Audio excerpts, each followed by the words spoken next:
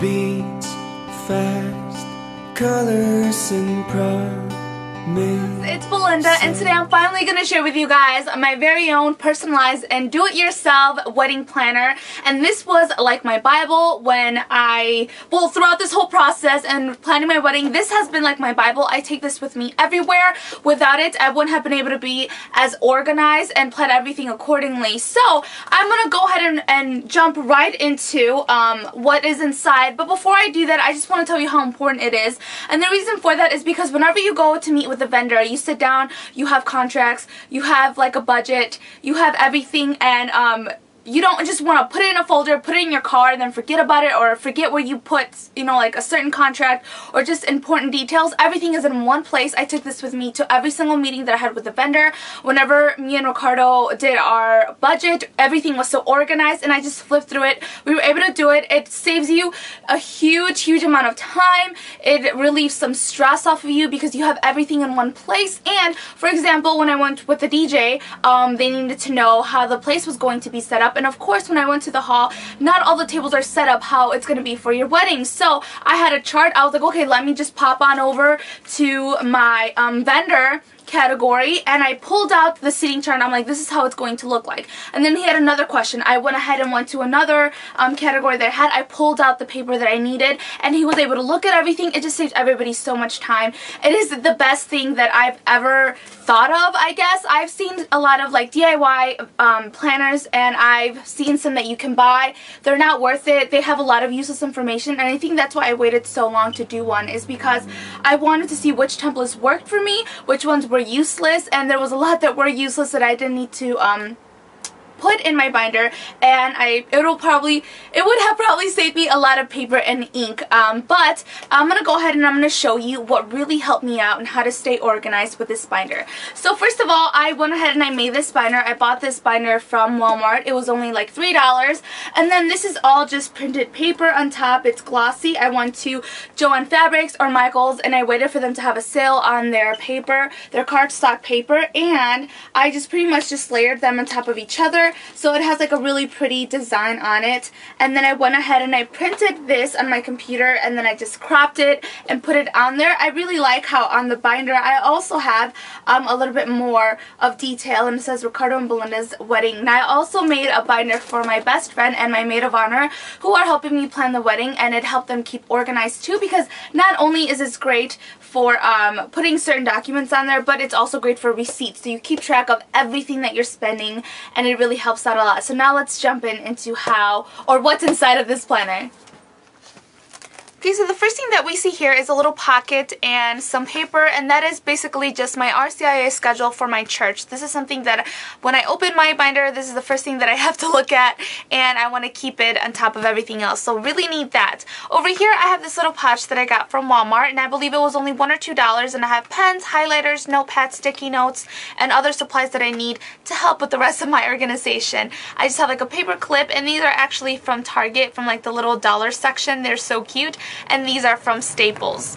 Now I went ahead and I used Microsoft Publisher, and I believe it was the 2007 version, and I just made a template of the calendars from the period of when I started planning my wedding to the actual wedding date. And I went ahead and I bought some paper from from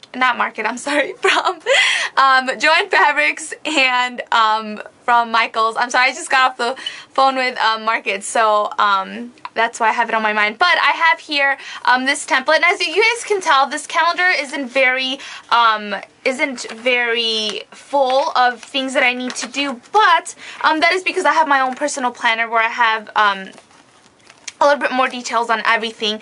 But I still highly recommend this if you don't have your own personal planner, because this is a great way to keep track of when payments are due. For example, the last payment for the DJ is going to be on the 7th, so I went ahead and I jotted that down really fast while I was in the meeting with him before I forgot, just in case. You know, it's kind of a chore to look through your contract sometimes, so I read the contract before I sign it, of course, but just to keep myself reminded that this is the last payment due for the DJ. So I highly recommend this template. I downloaded it from a website, and I'll have it in a link down below, and this is a timeline of what you need to do, or an idea of of what you should have already done by a certain time period. For example, 16 to 9 months, these are things that I already need to be or start on, and I went ahead and I just checked off everything that I did. Highly recommend this. It'll keep you on track. There are many apps that you can use to help you out with this as well. I have this one just because when I sit down and look at things, I like to have them on paper, and my fiance actually has an app on his phone that he likes to use.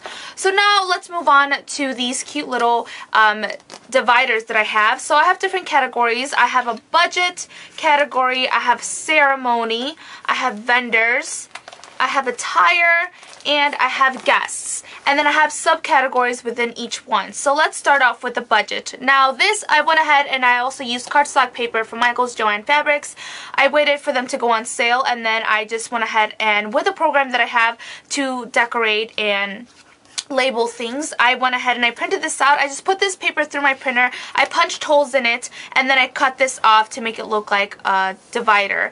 And so you can go ahead and pick out any pattern that you like when you go to the store, and I had one that was like wedding related, so that's why I have that. So whenever you guys see these sticky notes, it's just to protect some personal information, of course. So this is the budget list, and this was actually useless to me because Ricardo, he has like a program for it. He's very like tech savvy, and he has like a full-on Excel spreadsheet of our budget. So I didn't need this, but if you don't have like a program online that you want to use or anything like that, then you can write down your budget for everything and you can see what it adds up to at the end. So I didn't really need this. I started doing it, but then Ricardo, of course, being the accountant that he is, he had to be on top of everything, so he went ahead and did it for me. So that was pretty good.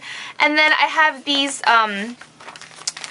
plastic sheets, or what are they called, like plastic inserts, I guess, and in here I just put on my contracts, put in my receipts that I needed, and then I put them in the category that they are going to. So I just have some extra ones here in front. These are receipts that I haven't had a time to categorize within the other dividers that I have. Whenever I'm purchasing something, I just kind of slip it in here, and then when I have the time, I'll put it in the correct category. So I just have these that I haven't sorted out yet. For the ceremony, I went ahead and I did this myself again, like where it's going to take place at.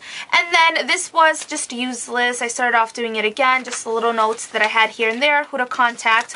But this is for my church, and this is all the guidelines that I needed, information, who to speak to about the music, and just who's going to read for that day, the mass and everything like that. That's included in here, so I put that into the plastic insert. Let's move on to vendors. I like how I did this. I don't know. I'm just very proud of it. I get a lot of compliments on it, and I think it's really pretty to look at because it has like the shimmer and foil on there. So this is the vendor list, and I downloaded this template. This is going to come in handy the last week before I get married, because I'm going to go ahead and call every single person up and confirm that everything is correct and they have everything, because, you know, we're not the only people who they have a wedding to plan for. So of course I want to make sure that they are on time with everything, and you know, whatever. So I have this template, and I'm gonna go ahead and fill it in once I have everybody's number on there.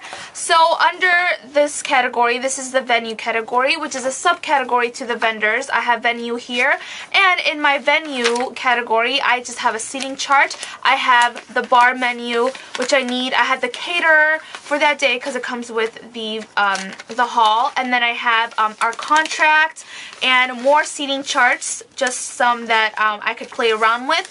Highly recommend asking a vendor for a seating chart. This is going to help you with your placements, or you know, who's going to be sitting next to who. And this is very helpful when you're with the DJ and with the chair covers or whoever's decorating your hall, so they can have a good look at where everything's going to be at. Going on to the Caterer and Baker. So for the baker, here I just have my receipt attached to my contract of what the cake's going to look like, and then I have more information about the baker. So I just put those in there, and then some I just go ahead and hole punch it, depending. If I have little things like this that I can't really hole punch and put in there, I'll put it in a little plastic thing, but if I just don't, I just hole punch it, it's easier. Then I just have these templates, which I do not need. This is like to contact them, but this is good to jot down notes if you'd like, which it's kind of a waste of paper because I could have done that myself. So now let's move on to music. The DJ that I have is called, well turn it up, and they are amazing. I highly recommend this DJ if you guys are in the Northwest Indiana and Chicago area. Highly recommend them, and I have their flyer here because I'm going to help pass some of these out because they're amazing, and I also have their contract here, so I just went ahead and insert that in there. Next, let's move on to my florist, which I have her contract on here. Then we go on to video and photography, and my photographer is amazing. I have our contract here, things that we downloaded, and just additional information. My photographer is called Yvonne's Photography. If you guys want to check them out, I do have a full video on our save the dates and the photography that they are or the pictures that we took for our engagement pictures. So I will link that down below. A template that really came in handy was this one, and it is called What to Ask Your Wedding Photographer. Highly recommend this because, you know, it is such a huge event in your life, and it just goes by in a flash. From what I've heard, it's just really, really fast. You barely remember the details. So to have someone to capture every single little detail and look, you know, throughout the years, I would highly recommend really investing in a really, really good photographer. Yvonne's is amazing. They have amazing packages for weddings and such. And so I had to make sure that I had the perfect photographer, and this was what we splurged on the most. So these are just questions to prepare yourself before you go and speak to your photographer. So now let's move on to attire. This is another section that I have. And then in here I have subcategories. I have the bride and groom, the bridesmaids, and the groomsmen. So for the bride and groom, which is my fiance and I have my dress, and like I stapled the receipt on to, you know, my measurements and everything like that, different payments that I made on it. And then for the bridesmaids, I did the same thing. I went with the same company, which is House of Brides, and they have beautiful, beautiful dresses. I have all of my bridesmaids' measurements and the receipts just in case they lose theirs.